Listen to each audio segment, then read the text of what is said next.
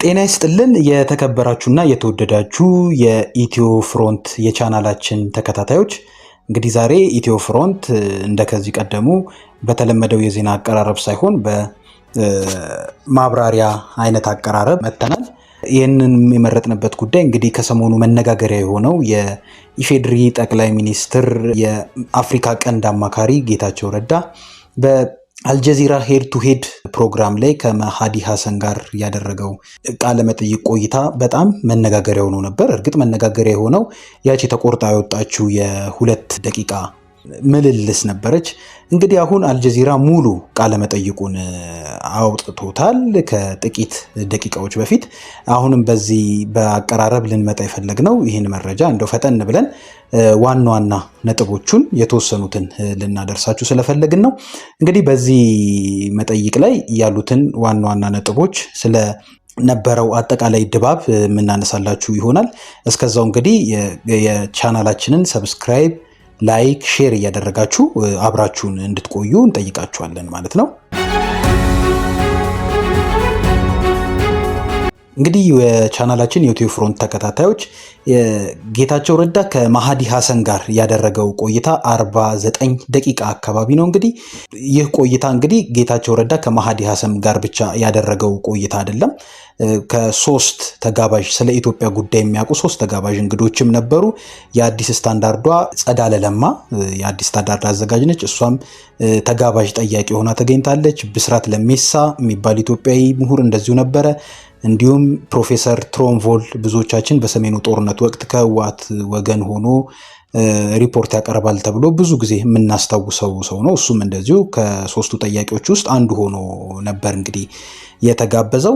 እንግዲህ መሃዲ ሐሰን ከጌታቸው ረዳ ጋር ጥያቄውን ሲጀምር ምን ይላል? እንግዲህ ያው አጠራ እያረኩ እየነገርኳችሁ የተመላለሱባቸውን ቪዲዮም እንጋብዛችኋለን ማለት ነው። እኔ ሀሳቡን ብቻ ነው ማነሳላችሁ። ቪዲዮን ደግሞ አጠር እያደረግን እየቆረጥን እናቀርብላችኋለን ማለት ነው።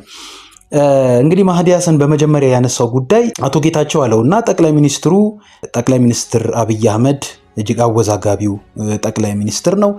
ብዙ ተቺዎቻቸው ጨካኝ፣ አረመኔ፣ ኢትዮጵያን እየበተነ ነው ይሉታል።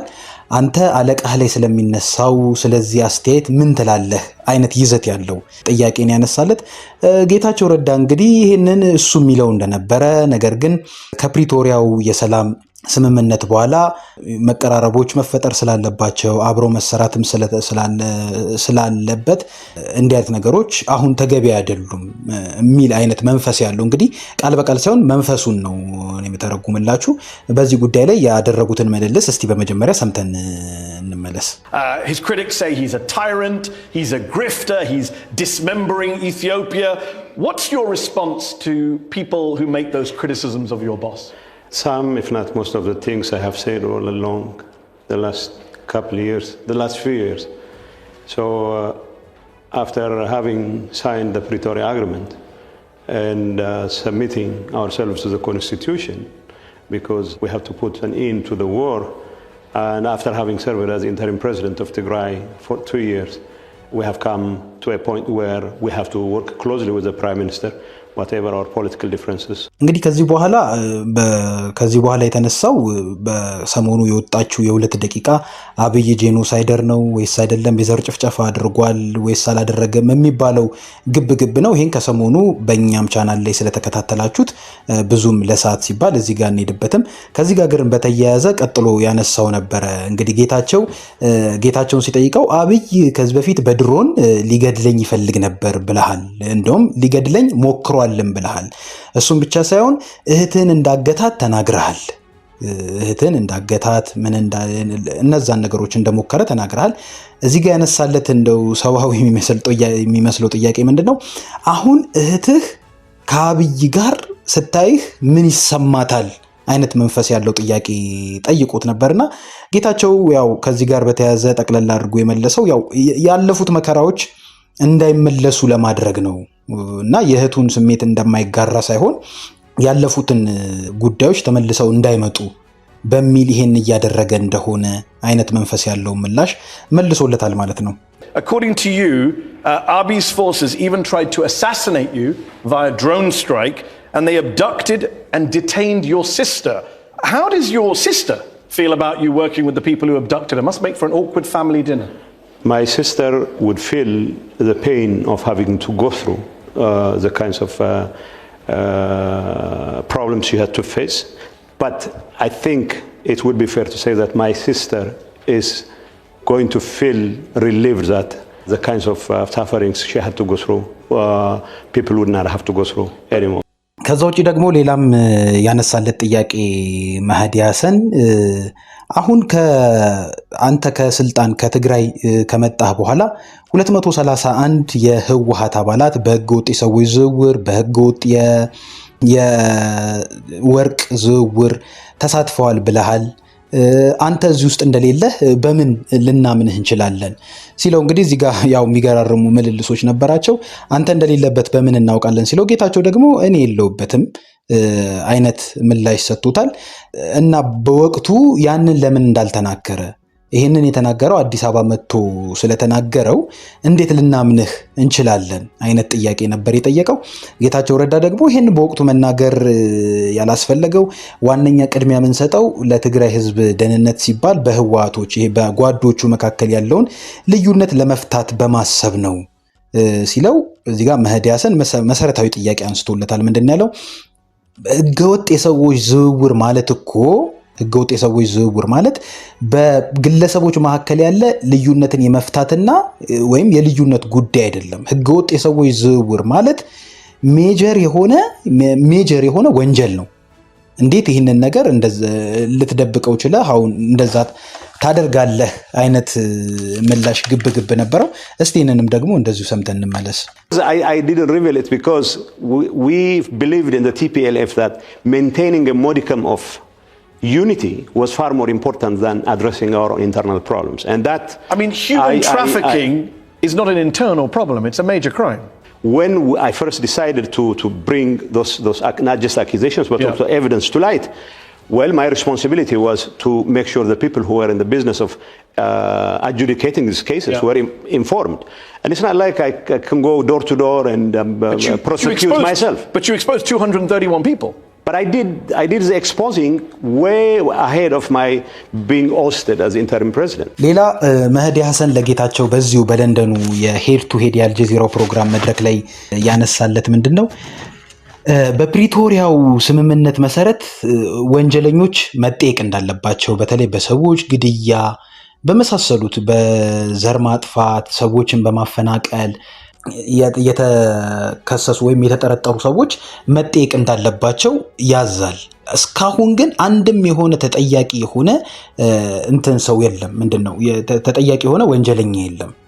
በተለይ እንዲሁም ያወራለት ምንድነው ይሄ ትግራይና አማራ ክልል ከሚወዛገቡበት በህወሓት በኩል ምዕራብ ትግራይ ወር በትግራይ በኩል ምዕራብ ትግራይ የሚባለው በአማራ በኩል ደግሞ እነ ወልቃይት ጠገዴ ምናምን በሚባሉት ቦታዎች ላይ ከነሱም ጋር አያይዞ ነው የጠየቀው። በተለይ በዚህ ቦታ ላይ ብዙ ሰዎች ተፈናቅለዋል። ኢትኒክ ክሊንሲንግ ወይም የዘር ማጽዳት ሰዎችን ከሚኖሩበት ቦታ ሙሉ ለሙሉ ጠርጎ የማውጣት አይነት ወንጀሎችም ተሰርተዋል። ግን ይሄ ሁላ ነገር ባልተፈታበት ሁኔታ እሱ ከነ ኮሎኔል ደመቀ እዛ ቦታ ሸተ ደምሌ ከሚባሉ ሰዎች ጋር ታይተሃል እና ትግራይ እንዴት ነው የሱን ኢንተረስት ሊያከብሩለት የሚገባው? እንዴት ነው ለነሱ ለትግራዮች አሁን ላይ እሱ ታግሏል ተብሎ ሊታሰብ የሚችለው አይነት ጥያቄ ማስቆለታል። ጌታቸው ረዳ እንግዲህ ከዚህ ጋር በሰጠው ምላሽ ይሄ አሁንም ቢሆን ይሄን እያደረገ ያለው ለትግራይ እንደሆነ ይሄን ለትግራይ ሰላም እስካመጣ ድረስ ክብሬንም ቢሆን ትቼ ይሄን ጉዳይ ይሰራዋለሁ አይነት ምላሽ ነበር የሰጠው። እስቲንንም ተከታትለን እንመለስ። Last month you met with Amhara official Demeke Zudu, who Human Rights Watch has said continued the ethnic cleansing in Western Tigray even after the ceasefire, including, quote, arbitrary detention, torture, forced deportations. How can Tigrayans possibly believe that you are working in their best interest when you're meeting one of the men who's responsible for them having lost their land? Is that unheard of elsewhere? If you are interested in resolving this crisis, you have to deal with people who are in charge now.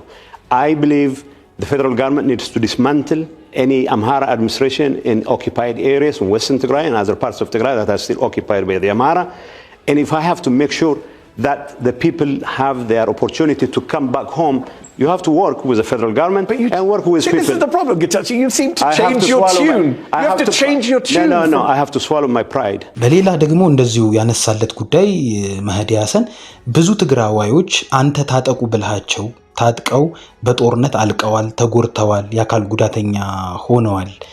አንተ ግን ዛሬ ይሄንን ሁሉ በትግራይ ላይ አደረሰ ከተባለው ከጠቅላይ ወይም አደረሰ ወይንም አነሳስቷል ከተባለው ከጠቅላይ ሚኒስትር አብይ አህመድ ጋር ነው ያለው።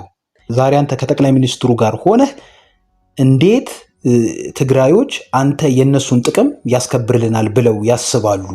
እንዴት አንተ ትግራዮች እንዴት አንተ ሊያምኑህ ይችላሉ? አይነት ይዘት ያለውን ጥያቄ አንስቶለት ነበር። ጌታቸው ደግሞ ይሄን ሁሉ የማደርገው ዳግም የበፊቱ አይነት ጥፋት እንዳይመለስ ነው። ይሄን የማደርገው አሁንም ቢሆን እሱን ለማድረግ ብዬ ነው አይነት ምላሽ ነው የሰጠው። You urged young Tigrayans to quote rise and deploy to battle in tens of thousands. What do you say to the people of Tigray today who were victims of the war and who now think you betrayed them by joining the architect of their suffering, Abiy Ahmed? There are two things here. That Tigrayans had to come out en masse to defend themselves was the right thing to do. That I had to call on them to rise up to defend themselves was the right thing to do. But that as member of the leadership, we have failed them miserably. That I will carry to my grave is I am part of the blame. And the reason why I am trying to do what I am doing right now is to make sure that not only I atone for the kinds of mistakes we have done, but also I have to do everything in my power to make sure that that sort of miscalculation will never happen again. እዚህ መሃል የተጋባዥ እንግዶቹ እነ ጸዳለ ለማ እነ ትሮምቮል እና ብስራት ለሚሳ በየመሃሉ የመህዲ ሐሰንን ሐሳቦች ሊደግፉ የሚችሉ ወይም እየተቃረኑ ሊመጡ የሚችሉ ጥያቄዎችንም እያነሱ በመድረኩ ላይ ምልልሶች ነበሩ። መህዲ ሐሰን ለሁለት ነበር የከፈለው ውይይቱን። የመጀመሪያው ከተጋባዥ እንግዶቹ ጋር ያቀረበለት ጥያቄ ነበረ። እንግዲህ ከተጋባዥ እንግዶች ጋር ያቀረበለት የመጨረሻ ጥያቄ ክፍል አንዱ መጨረሻ ነበረ።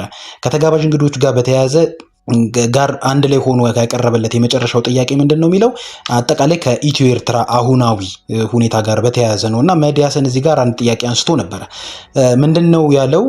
የትግራዩን ጦርነት ወይም የሰሜኑን ጦርነት የአብይ አስተዳደር ከኢሳያስ ጋር ሆኖ ነው ያነሳውን ጦርነት አሁን ደግሞ ትግራይና ኤርትራ መልሰው ይጣላሉ፣ ጦርነት ይገጥማሉ። ይቅርታ የፌደራል መንግስትና ኤርትራ መልሰው ጦርነት ይገጥማሉ የሚል አይነት መረጃዎች አሉ።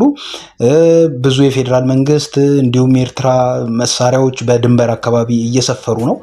ይሄ ጉዳይ ወደ ጦርነት ያመራል ብለህ ታስባለህ ወይ የሚል ጥያቄም አንስቶለት ነበር።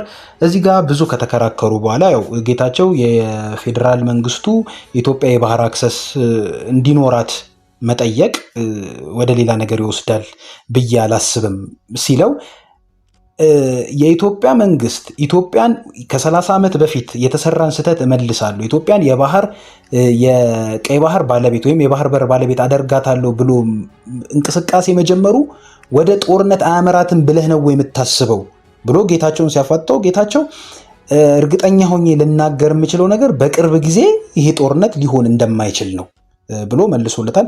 እዚህ ጋር ያለው መልልሳቸውን እስቲ እንከታተለው። Are you saying that the claims of the Ethiopian government led by Abiy saying we want access to that Red Sea port that's in Eritrea, you're saying that won't lead to war?